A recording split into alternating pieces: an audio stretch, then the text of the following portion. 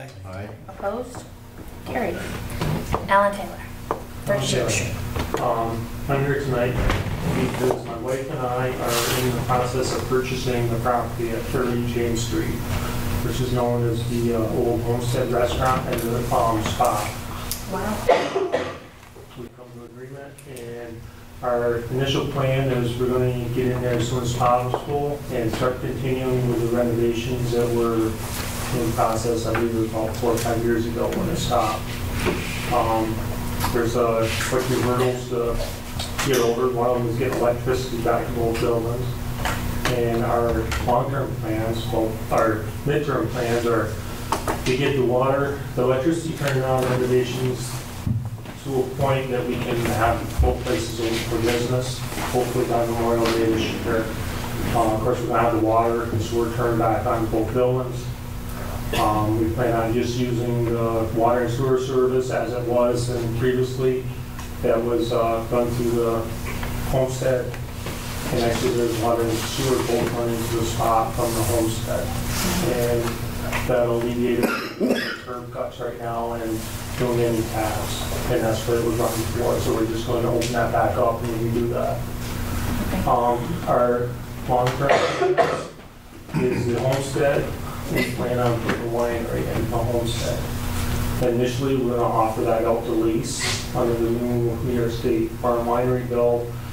Existing New York State wineries can have up to 5 satellite locations. So if someone wants to lease that and use it as a satellite for one of their existing facilities, we're going to get that open to a point in time. If we don't get anybody to lease it, we plan on doing it ourselves.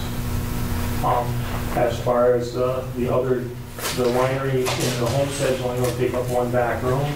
We plan on using the other rooms as for giftware, which is allowed under the New York State Farm Winery Bill. And the 1 side room, we plan on using that as a country store where we're selling food-related items that go along with wine, such as cheese and different items like that. Wow. In the spot, we plan on putting actually let me backtrack. In front of the Homestead, we plan on making that into a full courtyard with pavers. We're going to set that back away from the sidewalk with about a 2-foot buffer. We're going to put hedges in to separate it from the sidewalk traffic. And we're going to put ADA access from the sidewalk up to the courtyard, which will be ADA access on a similar level as to what the spot is. And in front of the Homestead, on the side of the front entrance toward the old side building, we're going to come off with a terrace off the building, approximately 10 feet. And then from there, we're going to use 2 ramps that will provide ADA access up into the old Homestead building. That will be on that side. And of course, out in the courtyard, we plan on putting tables and seating. On the spot, we plan on applying for restaurant liquor license. We plan on putting in light food service, and we plan on serving alcoholic beverages out on the patio and within the spot.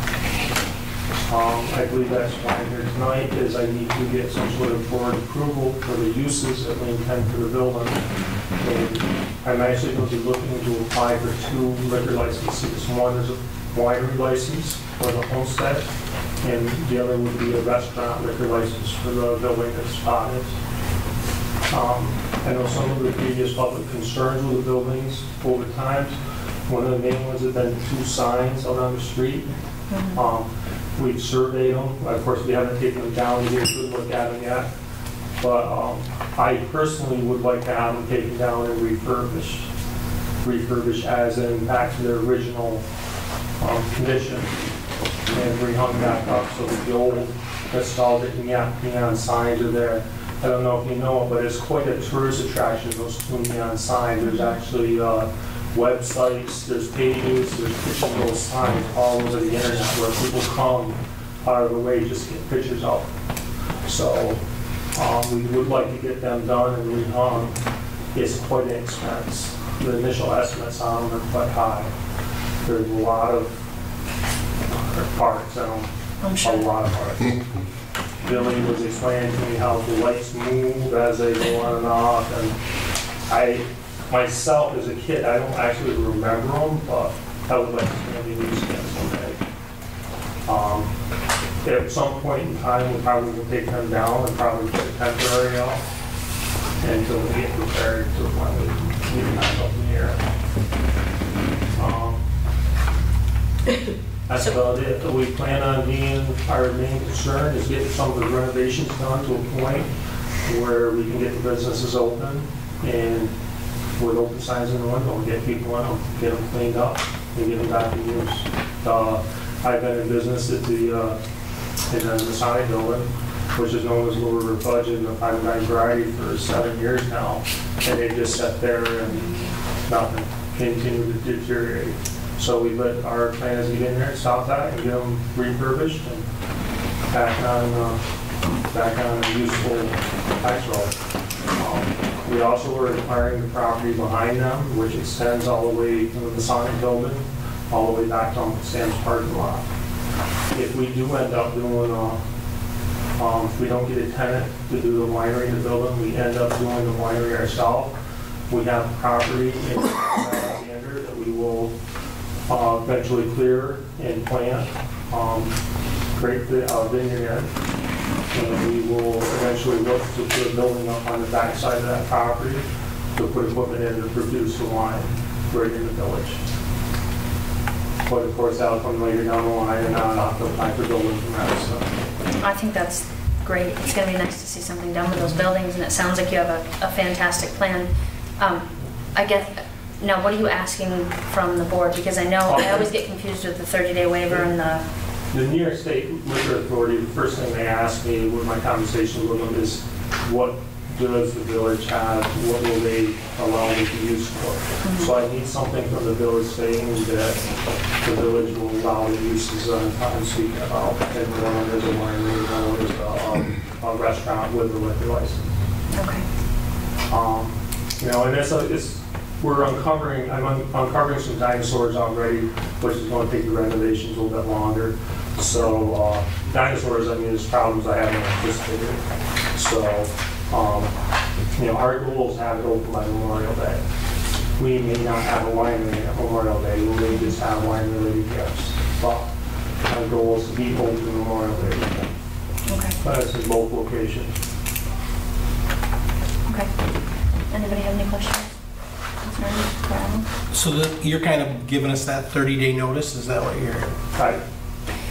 Is that what I'm required to do? No, I don't- Ronnie, isn't it like when they apply for a license, they give you a 30-day? I don't think he's there yet because he hasn't applied. I think what he's looking for, and that's why I asked, he's looking for a letter of, something in the way of approval from the board saying that we... But be careful about land use approvals. You can't, your board doesn't give land use approval. Okay.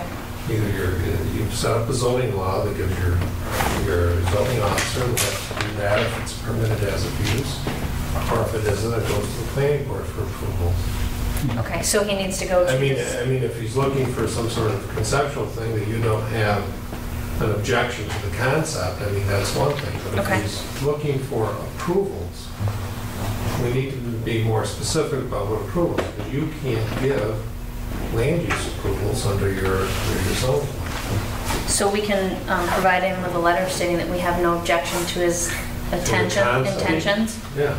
And then- So what I'm understanding is I probably need to go to the planning board and get... Well, I'd start with Shook. I mean, I go to... I spoke to Shook, yeah. All right, well, I mean, it's his job to decide whether he can issue the permits you need or whether or not it needs to come from the planning board. I don't know what determination he's made. I haven't talked to him about it. I have no clue, but that would be the normal course of getting land use permits. And as far as this board, I think that... I think it's a great project. I think that we can just give you a letter saying that we... And you were there before. Yeah. They did that before. It's really not that much to change. You may not need any if it's seen as a continuation of the prior use, but some of the stuff sounded different from what was there before. Well, prior use It hasn't been there for a while, but again, you just need to take it through the process. And And we're absolutely in favor of it, so anything that we can do to help that process, but like Mark said, going to Shoki and getting something from the zoning or planning would be a good thing. One thing I was concerned about when you were talking about Alan was, and Greg might be able to answer, I was concerned about whether he would be in, the code would be okay with the way he's talking about doing the water and sewer. Obviously, you save money to get them off the ground floor. I think we're all That in water and favor sewer, of that. so those two So buildings have always been, pre-existing, yeah. they've always been hooked together. But being how that he's going to renovate and now that he's reapplying, is that going to hinder him in any way through a code violation or anything like that? I would hope it wouldn't. I don't think so, because, you know, you got, it's probably a grandfathered condition. I don't think that's, I mean, if Shoki says you don't need any other approvals, then let me give you a letter that says that, but, you know, it's got to go through that process. On the land use, on the zoning side. On the zoning approval. Now, there will be a point when you apply for a liquor license that they want the town board to be notified, and there's a 30-day requirement, and the board has passed on the application waiving the 30 days, and given a letter saying they have no objection to the liquor license. And, you know, you'll have to come back and see us when you get to that point in the process. I guess I agree with Russell. The only thing is if you ever sold the other thing, you'd want the other guy to have to pay a water and sewer bill too. You know, If you separate. right. But as long as it's the same owner and the same corporation. He's not on the subject, obviously. Right. You know, I think it's a great project. Yeah, it sounds exciting. Congratulations, really. Yeah, good luck. All right,